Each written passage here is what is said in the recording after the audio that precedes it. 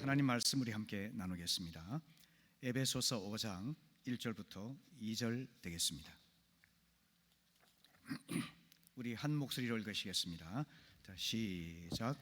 그러므로 사랑을 받는 자녀같이 너희는 하나님을 본받는 자가 되고 그리스도께서 너희를 사랑하신 것 같이 너희도 사랑 가운데서 행하라.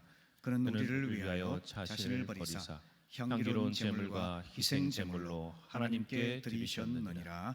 아멘. 아멘. 저는 지난주 창립기념주일 예배에서 안디옥 교회 이야기를 들려드렸습니다. 그 이야기를 통해서 하나님께서 세우기 원하시는 교회를 향해서 나아가자 하는 말씀을 드렸습니다. 우리는 개인주의와 가족주의와 교회주의라는 장애물을 극복해야만 하겠습니다. 그리고 우리가 나아가야 될 방향은 영혼 구원하여 제자 삼아 하나님 나라를 위해 파송하는 청지기로서의 교회 사명을 감당하는 방향으로 나아가자, 이렇게 말씀을 드렸습니다. 다양성 속의 일치를 통해서 화해된 그리스도의 몸을 이룸으로써 이 분열된 세상 속에서 궁극적인 희망이 되는 교회의 모습을 닮아가기를 강조를 했습니다. 그리고 다수결에 기초한 세속 민주주의가 아니라 성령의 인도에 순종하는 신정주의를 통해서 회중민주주의를 참으로 꽃피우는 건강한 교회가 되자고 말씀을 드렸습니다. 오늘은 사랑 가운데서 행하라 하는 제목으로 말씀을 나누려고 하는데요, 사랑의 본체이신 하나님 사랑을 경험하고 그 사랑을 배우며 실천하게 되면은 우리는 풍성한 복을 누리는 행복한 성도가 될 수 있습니다.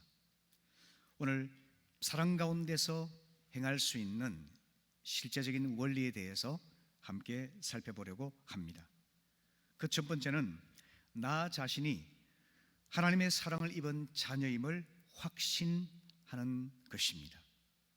1절 말씀에서 사랑을 받는 자녀같이라고 표현을 하고 있는데, 그 진정한 의미는 사랑을 받는 자녀답게로 해석하는 것이 옳습니다. 내가 창조주 하나님의 절대적이고 무조건적 사랑을 받고 있는 자녀임을 깨닫게 될 때 우리는 사랑 가운데서 행하는 첫 걸음을 내디딜 수가 있는 것입니다. 우리는 아무 목적 없이 우연히 이 세상에 내던져진 쓰레기와 같은 존재가 아닙니다. 단세포 동물인 아메바가 수억 년 동안 진화의 과정을 거쳐서 생긴 고등동물도 더더욱이나 아닙니다. 창세기 1장 27절 이하의 말씀에서 하나님께서는 당신의 형상대로 사람을 창조하시고 또 그들에게 복을 주시면서 세상을 다스리고 정복하라고 말씀하셨습니다.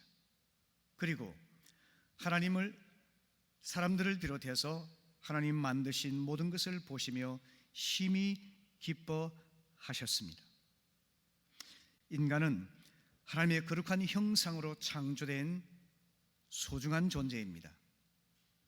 또 하나님이 만드신 세상을 하나님의 뜻에 따라서 다스리는 청지기의 사명을 받은 자입니다. 그리고 하나님의 기쁨을 입어서 행복하게 살아가도록 지음받은 존재인 것입니다. 이것이 바로 창조의 사랑을 입은 존재가 바로 인간이라는 것을 말씀해 주고 있는 내용이죠. 그런데 하나님의 창조의 사랑은 어떻게 나타나고 있을까요? 우리가 천국에 이를 때까지 우리를 끝까지 책임지시는 사랑으로 나타나는 것입니다. 저도 부족한 부모이지만 우리 자녀가 장성한 사람이 되어서 가정을 이룰 때까지 기도하고 도우며 훈육하려는 그런 마음 자세를 갖고 있습니다. 모든 부모님이 동일한 마음 아니시겠습니까? 그 이상으로 하나님께서는 우리를 창조하실 뿐만 아니라 인생의 끝까지 책임지시는 사랑으로 우리를 인도하시는 것입니다. 예를 든다면 우리가 인생을 살아가다가 무능력과 무기력함을 느낄 때 하나님께서는 힘을 공급하여 주십니다. 빌립보 4장 23절의 말씀, 내게 능력 주시는 자 안에서 내가 모든 것을 할 수 있느니라 하는 말씀처럼 전능하신 하나님께서 우리에게 힘을 공급하여 주시죠. 또 우리가 광야 같은 인생에서 외로움을 느낄 때 우리를 떠나거나 버리지 아니하시고 영원히 함께 하신다고 약속하십니다. 여호수아 1장 5절 이하의 말씀처럼 내가 모세와 함께 있었던 것 같이 너와 함께 있을 것임이니라. 내가 너를 떠나지 아니하며 너를 버리지 아니하리니 강하고 담대하라. 이렇게 말씀하신 것처럼 우리에게도 함께 하시는 것입니다. 힘든 세상에서 살아가다가 한계에 부딪힐 때가 있죠. 그럴 때 우리의 신음소리를 들으시고 기도에 응답하셔서 한계를 돌파하게 하시는 분이 창조의 하나님이십니다. 예레미야 33장 3절에서 너는 내게 부르짖으라. 내가 너에게 응답하겠고 내가 알지 못하는 크고 비밀한 일을 너에게 보이리라 약속하시지 않습니까? 사는 것이 너무 힘들고 지쳐서 모든 것을 포기하고 싶을 때조차도 하나님은 우리를 포기하지 않으시는 것입니다. 호시아 11장 8절 이하의 말씀에서 에브라임아 내가 어찌 너를 버리겠느냐, 이스라엘아 내가 어찌 너를 원수의 손에 넘기겠느냐, 내가 어찌 너를 아드마처럼 버리며 내가 어찌 너를 스보임처럼 만들겠느냐, 너를 버리려고 하여도 나의 마음이 허락하지 않는구나, 너를 불쌍히 여기는 애정이 나의 속에서 불길처럼 강하게 치솟아 오르는구나. 이렇게 말씀하시죠. 나를 지으신 하나님께서 나를 결코 포기하지 않으시기 때문에 내가 나를 포기할 권리가 없다는 사실도 함께 기억하시기를 바랍니다. 우리가 인생의 길을 찾지 못해서 이리저리 방황하며 헤맬 때 하나님께서는 우리 이생이 다할 때까지 선한 길로 인도하여 주십니다. 시편 48편 14절 이 하나님은 영원히 우리 하나님이시니 그가 우리를 죽을 때까지 인도하시리로다. 아멘. 죄로 얼룩진 세상에서는 사람을 헌신짝처럼 버리고 배신하는 일이 종종 있죠. 심지어 친구나 가족, 나아가서 부모로부터 버림받는 경우도 간혹 있죠. 비열한 세상의 아픔입니다. 그런데 시편 27편 10절의 말씀처럼 내 부모는 나를 버렸으나 여호와는 나를 영접하시리이다. 하나님은 결코 우리를 버리지 않으시죠.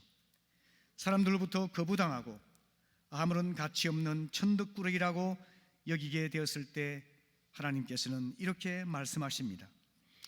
마태복음 3장 17절 이는 내 사랑하는 아들이요 내 기뻐하는 자라. 하나님은 우리의 행위나 우리의 수준이 아니라 우리의 존재 그 자체로 인하여 기뻐하고 또 기뻐하시는 것입니다. 그러므로 성도 여러분, 저와 여러분은 사랑받기 위해 이 땅에 태어난 존재임을 기억하시기 바랍니다. 헌금송을 부를 때 함께 생각했던 것처럼 당신은 사랑받기 위해 태어난 사람, 당신의 삶 속에서 그 사랑 받고 있지요. 태초부터 시작된 하나님의 사랑은 우리의 만남을 통해 열매를 맺고 당신이 이 세상에 존재하는 게 우리에게 얼마나 기쁨이 되는지, 당신은 사랑받기 위해 태어난 사람, 지금도 그 사랑 받고 있지요. 성부 하나님의 창조의 사랑이 우리 인생의 끝까지 책임지는 사랑으로 함께하고 있음을 기억하시기 바랍니다. 그러므로 내가 하나님의 사랑받는 자녀임을 확신하는 그것이 사랑 가운데서 행하는 첫걸음이 되는 것이죠. 두 번째로는 예수님의 사랑의 삶을 모방함으로써 사랑 가운데서 행할 수가 있습니다. 2절 말씀 보시면은 그리스도께서 너희를 사랑하신 것 같이 너희도 사랑 가운데서 행하라. 그는 우리를 위하여 자신을 버리사 향기로운 제물과 희생 제물로 하나님께 드리셨느니라 말씀합니다. 주님께서는 향기로운 제물이 되셨습니다. 당신의 거룩한 피를 흘려 흠없는 온전한 제물로 하나님께 드림으로써 하나님이 기뻐 받으시는 제사를 드리신 것이죠. 희생 제물이 되셨습니다. 당신의 목숨을 희생함으로써 우리 죄를 용서하고 영혼을 구원하는 제물로 자신을 헌신하여 드리신 것입니다. 이것이 성자 하나님께서 우리를 위해 베푸신 구속의 사랑인 것입니다. 오늘 본문은 그리스도께서 너희를 사랑하신 것 같이 너희도 사랑 가운데서 행하라 이렇게 말씀하고 있습니다. 여기서 본받다라는 단어가 중요한데요, 본받다라는 단어는 복사하다, 흉내내다, 모방하다 이런 뜻을 가지고 있는 단어입니다. 우리는 영으로 존재하시는 하나님을 볼 수가 없기 때문에 인간의 모습으로 이 땅에 오신 성자 예수님을 모델로 삼아서 그분을 흉내내고 그분을 복사하고 그분을 모방함으로써 하나님의 사랑을 닮아서 사랑 가운데서 행할 수가 있는 것이죠. 그러면 주님이 보이신 구속의 사랑은 우리에게 어떤 모습으로 나타났을까요? 그것은 첫째로 그것은 용서의 사랑으로 나타났습니다. 에베소 4장 32절을 보시면은 서로 용서하기를 하나님이 그리스도 안에서 너희를 용서하심과 같이 하라 이렇게 말씀하십니다. 주님께서 우리를 용서하신 것처럼 너희도 서로 용서함으로 사랑 가운데 행하라는 말씀이지요. 그 예를 볼까요?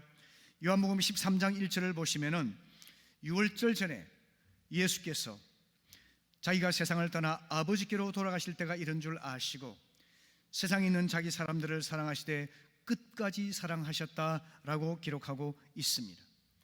주님이 십자가를 지시기 전날 밤 최후의 만찬을 갖는 장면이죠. 주님께서는 베드로가 주님을 부인할 것을 아셨습니다. 모든 제자들이 주님을 버리고 도망할 것을 다 아셨습니다. 특별히 가룟 유다가 주님을 은 30년 노예값에 팔아버리고 비참한 죽음을 맞이할 것도 다 아셨습니다. 그 모든 것을 아셨음에도 불구하고 그들의 죄와 연약함과 악을 주님께서는 용납하시고 사랑하셨기에 끝까지 사랑하시니라 이렇게 기록하고 있는 것입니다. 그들뿐만 아니라 누가복음 23장 34절을 보시면은 자기를 십자가에 못 박는 자들을 향해서 말씀하십니다. 아버지여 저들을 사하여 주옵소서 자기들이 하는 것을 알지 못함이니이다 이렇게 기도하십니다. 그들의 무지와 그들의 포악을 용서해 달라고 아버지께 기도하신 것이죠. 우리 주님은 용서의 사랑을 실제로 보여주신 모델이 되고 계시지 않습니까? 그런데 우리가 어떻게 하면 이 용서의 사랑을 행할 수가 있을까요? 우리 안에 그런 용서의 사랑이, 우리 안에 그 용서의 능력이 있을까요? 성경은 결코 그렇게 말씀하지 않습니다. 로마서 3장 10절 이하의 말씀을 보게 되면요, 의인은 한 사람도 없다고 성경은 선언합니다. 선을 행하는 자가 한 사람도 없다고 말씀을 합니다. 그들의 목구멍은 열린 무덤이요 혀로는 속임을 일삼고 입술에는 독사의 독이 가득하고 입에는 저주와 악독이 가득하고 발은 피 흘리는데 빠르다고 말씀하고 있습니다. 인간이 얼마나 죄와 악과 더러움과 거짓에 물들어 있는지를 보여주는 말씀 아니겠습니까? 인간은 깊은 죄성에 빠져 있기 때문에 선해 보이는 사람도 악이 있고 좀 고상해 보이는 사람도 그에게는 불완전함과 부패함이 늘 함께 있는 것입니다. 그렇기 때문에 우리 자신의 능력으로 용서하는 그 사랑을 행할 수가 없는 것이죠. 에베소 2장 1절 이하의 말씀에서 주님께서는 허물과 죄로 죽었던 너희를 살리셨다라고 말씀을 하십니다. 주님께서 우리를 사랑하신 그 큰 사랑을 인해서 죄와 허물로 죽은 우리를 그리스도와 함께 살려주심으로 우리가 하나님의 은혜로 구원을 받았다라고 말씀하고 있지 않습니까? 성도 여러분, 만일 하나님의 눈으로 나 자신을 바라보게 된다면 하나님의 사랑과 하나님의 도덕적 표준에 이르지 못한 나의 악함과 연약함을 알게 될 것입니다. 또 나를 위해 죽으신 그리스도의 죽음의 기초에서 내가 얼마나 큰 죄를 용서받은 자임을 깨닫게 될 것입니다. 한번 돌아보십시오. 내가 하나님께 반역하고 죄를 범한 것처럼 그렇게 나에게 죄를 범한 사람이 과연 주위에 얼마나 있는지 말이죠. 그 사실을 생각해 보면 하나님께서 우리의 억만 죄를 용서하시고 우리를 용서하시며 사랑해 주신 것처럼 내가 용서받은 죄인이라는 자기의 분명한 존재를 깨닫게 되므로 하나님을 본받기 위해 용서의 사랑을 행할 수 있는 용기를 얻게 되는 것입니다. 이럴 때 우리는 옳고 그름을 따지는 율법주의적인 삶의 방식에서 벗어나서 하나님의 절대적인 용서에 사랑받은 자로서 사람을 살리는 은혜를 베푸는 복음주의적인 삶의 방식으로 전환되어 갈 수가 있는 것입니다. 물론 하루아침엔 되지 않습니다. 연습하고 깨어지면서 우리는 훈련하여서 율법주의에서 복음주의로 전환되어 가야만 하는 거죠. 그 이해가 누가복음 7장을 보시면 잘 알 수가 있는데요. 주님께서 바리새인 시몬의 집에 초청받아서 식사를 하고 계셨죠. 갑자기 초청받지 않은 여인이 주님의 뒤로 나와서 눈물을 흘렸습니다. 눈물로 주님의 발을 적셨습니다. 자기 머리털로 주님의 발을 닦았습니다. 그리고 그 발에 입을 맞추며 향유를 부었습니다. 너무나 파격적인 그 여인의 행동을 보고서 주님을 초청한 주인 시몬은 마음속으로는 그 여자를 비난하고 주님을 향해서는 판단하고 정죄하는 마음을 갖게 되었죠. 그때 그의 마음속을 아시는 주님께서는 한 비유를 들어 말씀하셨죠. 빚을 탕감받은 사람의 이야기를 통해서 주님은 이렇게 말씀하십니다. 큰 죄를 사함받은 자는 더 많이 사랑하게 되지 않겠느냐라고 말씀을 하셨죠. 자신이 도저히 갚을 수 없는 억만 죄를 용서받은 사람은 용서받은 죄인의 그 감사와 기쁨의 마음을 안고 자신에게 더 적은 죄를 범한 사람들을 넉넉히 용서할 수 있게 된다는 것입니다. 우리는 이와 같이 해서 율법주의에서부터 벗어나서 복음주의적인 자유와 평안과 기쁨과 감사가 넘치는 삶으로 나아갈 수 있게 되는 것입니다. 바로 이런 사람들을 향해서 주님께서는 이렇게 말씀하시죠. 마태복음 5장 38절 이하의 말씀에서 눈은 눈으로 이는 이로 갚으라 하는 말씀을 들었거니와 율법주의입니다. 나는 너에게 이르노니 복음주의죠. 악한 자를 대적하지 말라. 오른편 뺨을 치거든 왼뺨도 돌려대고 속옷을 가지고 오는 자에게 겉옷까지도 가지게 하고 억지로 오리를 가게 하면 심리를 동행하고 너에게 구하는 사람에게 구워주고 그리고 거절하지 말라. 내 이웃을 사랑하고 내 원수를 미워하라는 율법의 말씀을 들었지만 나는 너에게 말하니 복음이죠. 원수를 사랑하며 너희를 박해하는 자를 위하여 기도하라. 주님은 말씀하셨습니다. 이것이 바로 하나님의 무한한 사랑을 경험하게 될 때 용서받은 죄인의 넘치는 기쁨과 감사로 우리는 용서의 삶을 실천할 수 있게 되는 것입니다. 성도 여러분, 다른 사람을 용서하지 못하는 사람은 자신이 건너야 할 다리를 부수어버리는 것이다 라는 말이 있습니다. 자신의 마음의 평안과 자유를 위해서라도 용서를 할 수 있는 용기를 가져보시기를 바랍니다. 하나님이 내게 베푸신 큰 용서의 사랑을 기억하며 용서받은 죄인으로서 자신을 위해서라도 거룩한 이기주의자가 되기 위해서 용서할 수 있는 그런 지혜로운 사람이 될 수 있기를 바랍니다. 두 번째는 주님의 자아포기의 삶이 되겠는데요. 2절 그는 우리를 위하여 자신을 버리셨다라고 말씀하고 있지 않습니까? 주님께서는 자신의 존재와 자신의 지위, 권리, 꿈, 심지어 자신의 생명마저도 하나님의 명령에 따라서 버리셨다라고 말씀하고 있습니다. 이것을 잘 보여주는 이야기가 우리가 알고 있는 빌립보 2장의 말씀이죠. 빌립보 2장 5절부터 8절까지 같이 읽어보실까요? 시작. 너희 안에 이 마음을 품으라. 곧 그리스도 예수의 마음이니 그는 근본 하나님의 본체시나 하나님과 동등됨을 취할 것으로 여기지 아니하시고 오히려 자기를 비워 종의 형체를 가지사 사람들과 같이 되셨고 사람의 모양으로 나타나사 자기를 낮추시고 죽기까지 복종하셨으니 곧 십자가에 죽으심이라.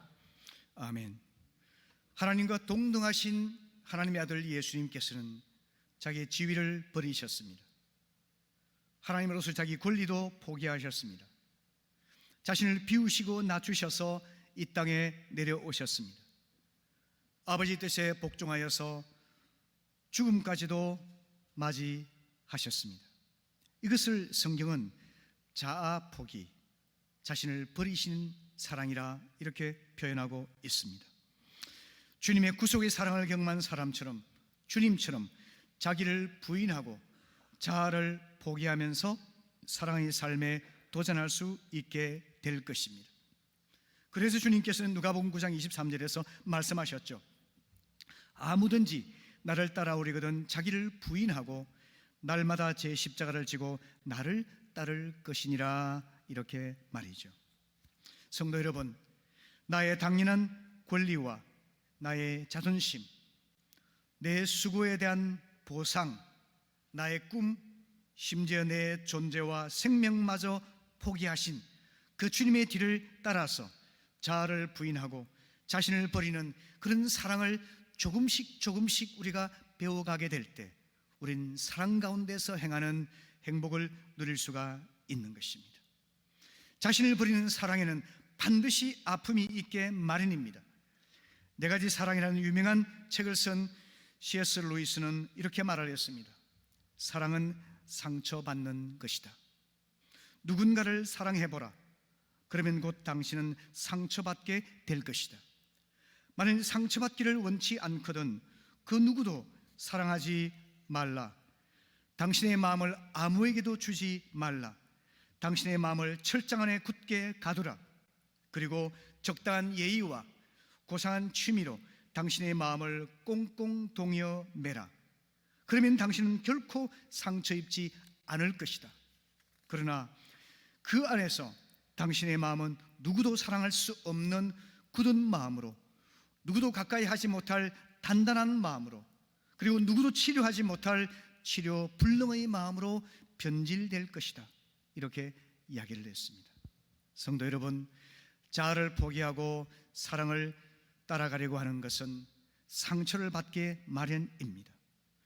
하지만 누군가로 인해서 상처받고 있다면 우리는 자아를 버리는 사랑을 실천하고 있는 증거인 것입니다. 그래서 상처는 사랑의 훈장이 되는 것입니다. 자신을 버리는 사랑을 통해서 우리는 상처 입은 치유자로서 더욱더 성장해 갈 수 있게 되는 것입니다.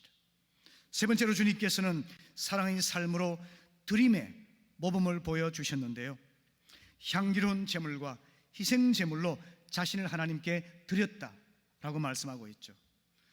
이것을 한글말로는 좀 느낌이 좀 약한데요, 영어는 아주 명백합니다. Forgiving, giving up, giving. 이렇게 아주 그 말의 조어가 쉽게 잘 들어오죠. 우리말은 그런 그 뉘앙스가 별로 없습니다만은, 우리 주님께서는 하나님의 뜻에 따라서 자신을 드리셨습니다. 로마서 5장 8절 말씀, 우리가 아직 죄인 되었을 때에 그리스도께서 우리를 위하여 죽으심으로 하나님께서 우리에게 대한 자기의 사랑을 확실히 증명해 주셨다라고 말씀하시지 않습니까? 자신의 삶을 바치시고 목숨을 희생하여 드림으로써 우리가 죄 용서를 받고 하나님의 자녀가 되고 새 생명을 얻고 천국의 소망을 품고 이 땅에서 하나님의 자녀로 살아가는 풍성한 삶을 누릴 수 있게 된 것입니다. 성도 여러분, 성부 하나님의 창조의 사랑을 받았습니다. 성자 하나님의 구속의 사랑을 받았습니다. 그렇단다면 우리 또한 누군가를 위해 자신을 내어드리는 그런 삶을 살아갈 수가 있지 않겠습니까? 그것이 바로 주님을 본받는 사람이 되는 것입니다. 저는 이 설교를 준비하면서 제가 받았던 사랑에 대해서 한번 돌아볼 수 있게 되었습니다. 인생을 쭉 돌아보니까 하나님의 은혜로 저는 창조와 구속의 사랑을 받았음을 깨닫게 되었습니다. 부모님을 통해서 이 땅에 태어났음을 감사하게 되었습니다. 비록 우리 아버지는 알코올 중독자였고 어머니는 제가 10살 때 일찍 돌아가셔서 인생의 고난을 겪게 되었지만 그분들의 몸을 빌어서 제가 이 땅에 생명을 얻어 오게 되었지 않습니까? 고등학교 때 우연히 찾아간 교회에서 제가 주님을 만나게 되었고, 교사가 되고자 하는 소박한 꿈을 버리고 목회자가 되고자 하는 소원을 품게 되었죠.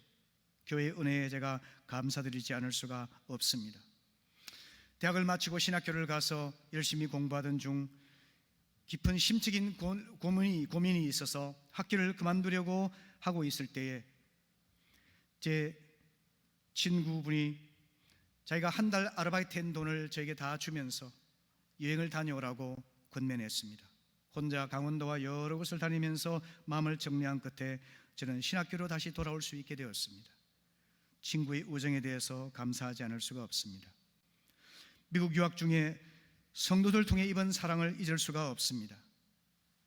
가난한 유학생 가정을 생각하면서 많은 분이 은밀하게 저희들 생활을 도와주셨기에 저희들은 8년간의 공부를 마칠 수가 있었죠. 우리 교회를 목회하면서 입었던 사랑도 더더욱 잊을 수가 없습니다. 가난한 가운데서도 봉투를 가져와서 목회자의 가정을 사랑으로 격려해 주셨던 분이 계시고, 아이들을 위해서 피자를 사주신 분도 계셨고, 새벽기도를 마치고 나서 고기를 사 먹으라면서 작은 봉투를 내미시는 분도 계셨고, 제가 목회에 큰 어려움을 겪어서 낭만 가운데 있을 때 그 가난하신 성도님이 찾아오셔서 목사님 힘을 내시라 그러면서 노트북을 사주시면서 다시 한번 목회를 잘 해보시라고 그렇게 말씀해 주셨던 것도 기억납니다. 이 모든 것들이 저의 댐댐이를 뛰어넘어서 하나님의 은혜와 성도들의 사랑으로 인해서 오늘의 제가 존재하게 되었고 목회자로서 만들어져 가고 있는 것을 깨닫게 됩니다. 여러분, 우리가 자신의 것을 내어놓아서 물질이든지 시간이든지 관심이든지 자기의 삶을 누군가를 위해 내어놓게 될 때 그 사랑이 전달되고 사랑을 힘입어서 그 사람은 새로운 용기를 얻어서 하나님을 섬기는 일에 도전할 수 있게 되지 않겠습니까? 그와 같이 우리가 누군가를 위해 자신을 내어주는 그런 삶을 향해서 나아갈 수 있기를 바랍니다. 마지막으로 세 번째로, 우린 성령님의 도우심을 구함으로써 사랑 안에 거하는 삶을 실천할 수가 있습니다. 우리가 부모로부터 육적인 유전자를 받았지 않습니까? 우리의 외모라든지 키라든지 지능이나 재능이라든지 성격이라든지 이런 것들 다 육적으로 부모를 통해 받았던 유전자의 덕택이죠. 우리가 예수를 영접하고 나서 새 생명을 얻고 나면은 하나님 아버지의 영적인 유전자가 우리 속에 심겨집니다. 이것이 바로 성령님을 통해서 우리에게 주어지시는 것이죠. 성령님께서는 우리에게 이러한 사랑을 부어주십니다.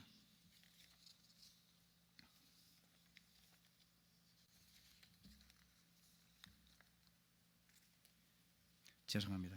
마지막 페이지가 사라져버려가지고 제가 잠시 그랬습니다. 성령께서 우리 안에 내주하심으로 인해서 성령께서 새 생명의 삶을 살도록 우리를 인도해 주십니다.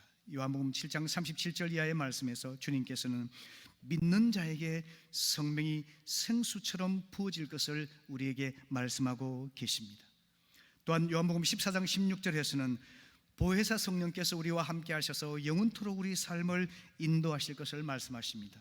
죄로부터 보호하여 주시고, 또 우리가 불안할 때 위로하여 주시고, 우리가 무지할 때 우리를 가르쳐 주셔서 하나님의 뜻 안에 살아갈 수 있도록 성령께서 도와주신다는 것입니다.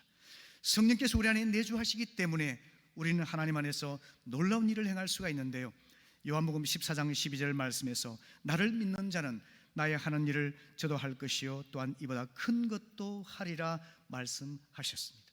여러분, 성령이 우리 안에 내주하심으로 인해서 예수님이 행하신 일을 본받을 뿐만 아니라 주님이 하신 것보다 더 큰 일을 행할 수 있는 위대한 가능성을 우리에게 열어주신 것입니다. 이것을 하나의 공상으로 생각하지 말고 여러분 이루어질 수 있는 현실로 믿고 나아갈 수 있기를 바랍니다. 주님께서는 에스겔 36장 26절 이하의 말씀에서 성령을 통해서 새 영을 우리에게 부어주시고 새 마음을 주시고 굳은 마음을 제거하여 부드러운 마음을 주시고 또 그래서 하나님 말씀에 기꺼이 순종할 수 있는 능력도 부여하여 주실 것을 우리에게 약속하고 계십니다. 이 모든 것들이 성령을 통해서 우리 안에서 주어지는 능력이죠. 그래서 여러분 빌립보 4장 13절 말씀 우리 함께 읽어볼까요? 시작. 내게 능력 주시는 자 안에서 내가 모든 것을 할 수 있느니라. 아멘. 이것은 뭘 성취하는 능력뿐만 아니라 주님이 보이신 사랑의 삶을 본받고 나아갈 수 있는 그 능력까지도 포함할 수가 있는 것입니다. 우리가 주님을 잘 본받아 따라가게 되면 용서하시는 능력, 사랑의 능력, forgiving, 그리고 자신을 부리는 giving up, 또한 자신을 다른 사람을 위해 내어주는 giving의 사랑을 우리는 배워갈 수 있게 될 것입니다. 말씀을 마무리하겠습니다. 주님께서는 요한복음 13장 34절에서 내가 너희를 사랑한 것처럼 너희도 서로 사랑하라고 우리에게 마지막으로 당부하셨습니다. 기도하기는 우리 교회가 사람이 많은 교회가 되기보다는 사랑이 많은 교회로 성숙할 수 있기를 바랍니다. 사람 많은 교회 근사하죠. 자부심도 생기죠. 좋죠. 나쁘지 않습니다. 그러나 여러분, 사람이 많은 교회도 좋지만 사랑이 많은 교회가 된다면 하나님이 참으로 기뻐하실 것이라고 믿습니다. 하나님 마음을 기쁘시게 하고 세상을 사랑으로 섬기는 교회가 되어서 하나님께서 마음껏 일을 맡길 수 있는 건강하고 그리고 행복한 교회 될 수 있기를 바랍니다.